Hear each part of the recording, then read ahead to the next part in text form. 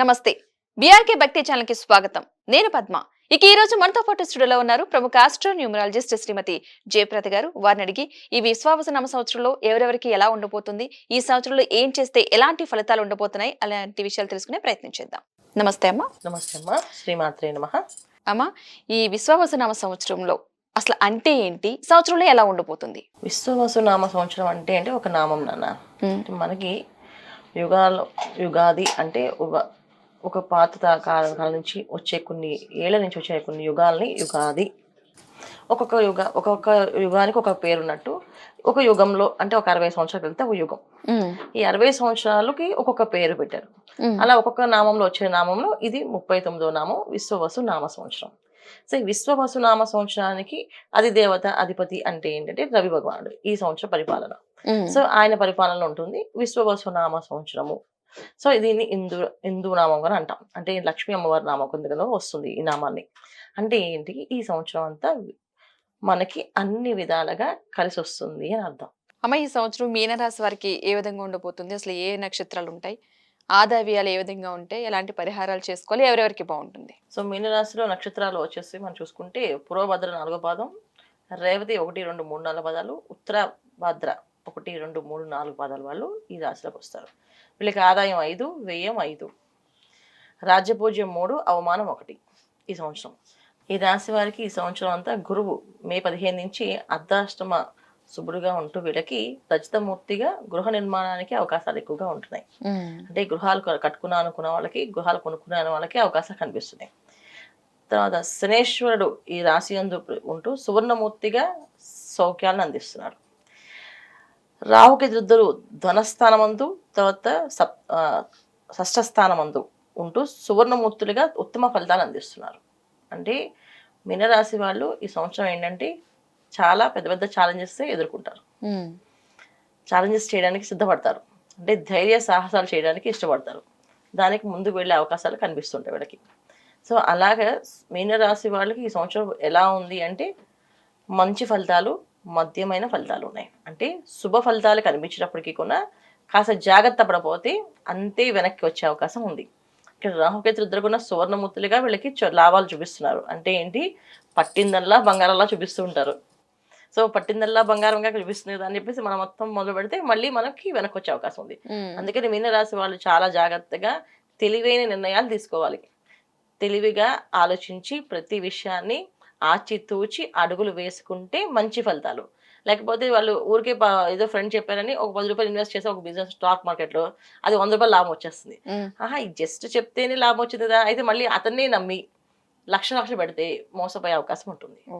So అందుకని ఒకసారి jackpot తగిలిందని 10 సార్లు జరుగుతుందని కాదు.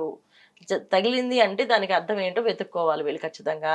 జాతకంలో యోగం ఉందా అంటే ఇది మనం చెప్పేది గోచారీత్యా వచ్చే శుభ ఫలితాలు. పర్సనల్ జాతకంలో చూసినప్పుడు జాతకంలో ఉండే యోగాలు, దశలు, అంతర్దశలు యోగ ఫలితాలు ఇస్తున్నాయా అని చూసుకుంటే అప్పుడు అక్కడ కూడా బాగుంది అంటే అప్పుడు ముందుకు వెళ్ళాలి.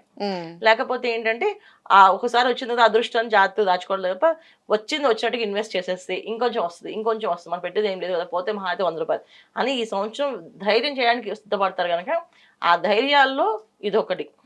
వ్యాపారంలో కొత్త నిర్ణయాలు తీసుకోవడం, దాన్ని ఎస్టాబ్లిష్ చేద్దాం అనుకోవడము, దానికి ముందుకు వెళ్ళడము, కాస్త ఫస్ట్ మంచి ఫలితాలు, తర్వాత చాలా దారుణమైన ఫలితాలు అనుభవించాల్సి వస్తుంది. అందుకని వ్యాపారస్తులే చాలా జాగ్రత్తగా ఆలోచించాలి.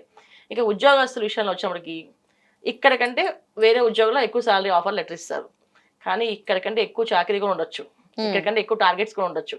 అందుకని ఒకసారి ఆ సంస్థ మంచిదా కాదని చాలా మంది ఏంటి మంచి అవకాశం మంచి టార్గెట్స్ చేద్దాలని అనుకున్నా సరే కంపెనీ కొన్ని రోజులు మూసేయచ్చు వాళ్ళు. సో బ్రాండ్ ఏంటి, దాని కంపెనీలో మనం వెళ్తే ఉంటామా, అక్కడ బ్రహ్మాండంగా ఉండగలమా లేదా అని చూసుకోవాలి. అలాగే విదేశీ ప్రయాణాలు చేసే వాళ్ళకు ఉన్న అవకాశాలు బ్రహ్మాండంగా వచ్చేస్తాయి. కానీ ఆ విదేశాల్లోకి వెళ్ళేటప్పుడు అక్కడ కంపెనీస్కి వీళ్ళు చెక్ చేస్తారు. ప్రతిదీ కొన్న వెంటనే నిర్ణయాలు తీసుకోకుండా ఆచితూచి అడుగులు వేస్తే మంచి ఫలితాలు. లేకపోతే ముందు బాగానే ఉంటుంది, తర్వాత చూడు పొగిడితే చాలా హ్యాపీగా పైకి ఎక్కేస్తాం, కానీ ఎవరన్నా మనని అవమానిస్తే ఆ అవమానం నుంచి బయటపడడానికి చాలా రోజులు పట్టేస్తుంది. అలాంటి మీనరాశి వాళ్ళు జనరల్గా ఎమోషనల్ పర్సన్స్. ఏ విషయమైనా ఎవరైనా మీ అంతటి వాళ్ళు లేరండి అంటే అవునండి అని చెప్పి హ్యాపీగా ఫీల్ అయిపోతారు. అలాగే అదే మనిషిని అవమానిస్తే వాళ్ళు చాలా కుంగిపోతారు. ఉమ్, దానివల్ల అనారోగ్య సమస్యలు వచ్చే అవకాశం ఉంది. ఉమ్, మానసికమైన ఇబ్బందులు ఉన్నాయి, శారీరకమైన ఇబ్బందులు కూడా ఉన్నాయి. ఇవి కూడా బయటపడాలి అంటే వీళ్ళు చాలా స్ట్రాంగ్గా ప్రతిదీ ఆలోచించి నిర్ణయం తీసుకుంటే విజయాలు సాధిస్తారు. ఇక వివాహ విషయాల్లోకి వచ్చినప్పటికీ వివాహాల ప్రయత్నాల్లో కూడా వివాహాలు చేసుకునే వాళ్ళు కూడా ఖచ్చితంగా ఆలోచించి తీసుకోవాలి. మంచి వాళ్ళు చెప్పారు, వీళ్ళు చెప్పారు కదా నమ్మకం కాకుండా వీళ్ళు సొంతంగా ఆలోచించి పరిశీలన చేసుకోవాలి. వాళ్ళ ఒకటి పరిసరాలు తెలుసుకొని జాతకాలను చూపించుకొని కలిసాయా లేదా, చేసుకోవచ్చా చేసుకోకూడదు అన్ని వేరే విషయాలు ఒకరిగా 10 సార్లు 10 మంది సంపాదించి చేసుకోవాలి. ఈ విధంగా చేసుకోవాలి. ఇక విద్యార్థి విషయంలో వచ్చినప్పటికి విద్యార్థులకు మాత్రం చాలా సువర్ణ అవకాశం. చాలా బాగా చదువుతారు, మంచి ర్యాంకులోకి వెళ్తారు. వీళ్ళకి చాలా చాలా అదృష్టమైన యోగం. అసలు పాస్ అవ్వడు వీడు అనుకునేవాడు కూడా చక్కగా పాస్ అయిపోతారు. ఉమ్, అంత మంచి ఫలితాలు కనిపిస్తాయి. ఇక విదేశాల్లో ఉండే వాళ్ళకి మంచి అవకాశాలు, సువర్ణ అవకాశాలు బ్రహ్మాండంగా ఉన్నాయి. విదేశాల్లో ఉండే వాళ్ళకి ఇంకెక్కువగా మంచి ఫలితాలు కనిపిస్తున్నాయి ఇక్కడ వాళ్ళకంటే కూడా. ఉమ్, ఇక్కడ వాళ్ళకి సామాన్య ఫలితాలు కనిపిస్తున్నాయి. అయితే వీళ్ళు ఏ విషయంలో అయినా సరే తొందరపడి నిర్ణయాలు తీసుకోకుండా జాగ్రత్త పడి ప్రతి విషయాన్ని ఆలోచించి చేసుకుంటే వీళ్ళకి సువర్ణ అవకాశమే ప్రతి అవకాశం. ఆదా వ్యయాలు ఒకసారి.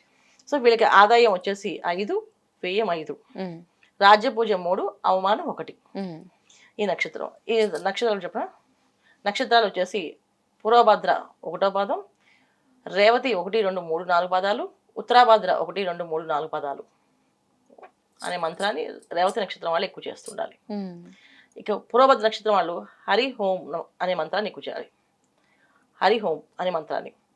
ఉత్తరాభద్ర నక్షత్రం వాళ్ళు శ్రీ కమలవాసిన్యే నమః, శ్రీ మహాలక్ష్మీ నమః అనే మంత్రాన్ని చేస్తుండాలి.